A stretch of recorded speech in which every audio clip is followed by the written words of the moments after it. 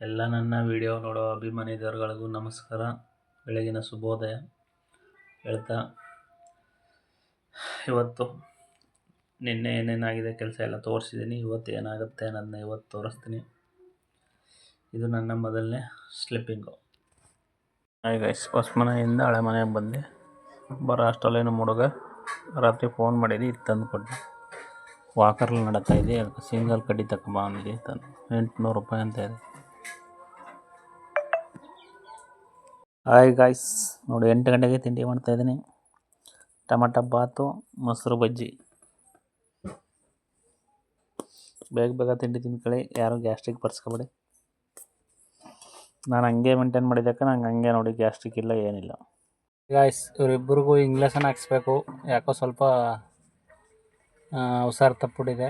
ಹಂಗೆ ಕಚ್ಚಿದ್ರೂ ವಿಷ ಬರಬಾರ್ದು ಇರ್ತಾರೆ, ಒಂದು ಇಂಗ್ಲೇಷನ್ ಹಾಕ್ತಾರೆ. ಆ ರೀತಿ ಹಾಕ್ಸಂಬಂದ್ಬಿಟ್ಟು ಹಾಸ್ಪಿಟ್ಲಿಗೆ ಕರ್ಕೊಯ್ತೀವಿ ಇವರಿಬ್ಬರು.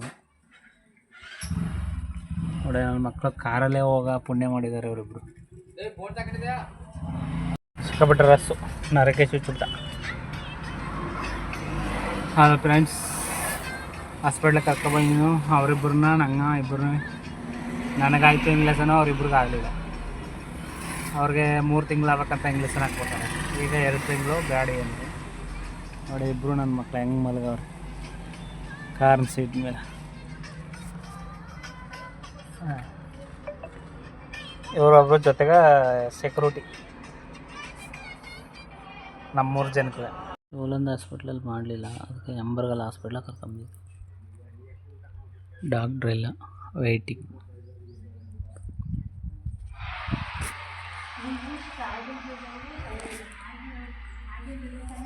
ಫ್ರೆಂಡ್ಸ್, ಎಂಬರ್ಗಲ್ ಹಾಸ್ಪಿಟ್ಲಿಗೆ ಬಂದು ಅಲ್ಲೂ ನೋಡಲಿಲ್ಲ ಡಾಕ್ಟ್ರು. ಮರಿ ತಡೆಯಲ್ಲ, 3 ತಿಂಗಳು ಆಗಬೇಕು ಅಂದರು. ಶ್ಯಾಂಪು ಬರ್ಕೊಟ್ರು, UP ಶ್ಯಾಂಪ್ ಅಂತ.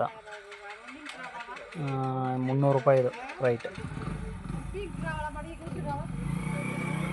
ನೋಡಿ, ಇವರಿಬ್ಬರಿಗೆ ಎರಡಕ್ಕೂ ಶ್ಯಾಂಪುನ ಸೌರಿ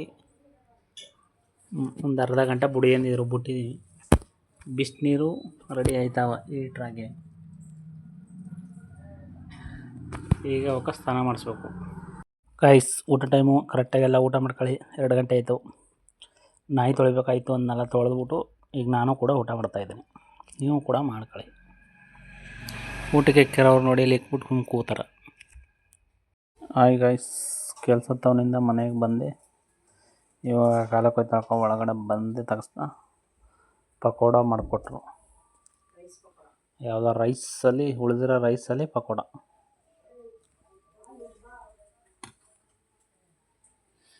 ಹಂಗೆ ಹುಡುಗರದೆಲ್ಲ ಟೆನ್ನಿಸ್ ಹಾಕಬೇಕಿತ್ತು.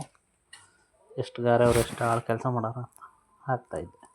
ಹೊಸಿಕೆ ನಿಂಗೆ ಕೈ ಮುಗಿತೀನಿ ಫಸ್ಟು ಅಣ್ಣನ. ಇಷ್ಟು ಅನ್ನ ಉಂಡ್ಬಿಟ್ಟು ಬದುಕಕ್ಕಾದ್ದೇನೆ ಮನ್ಸ. High high,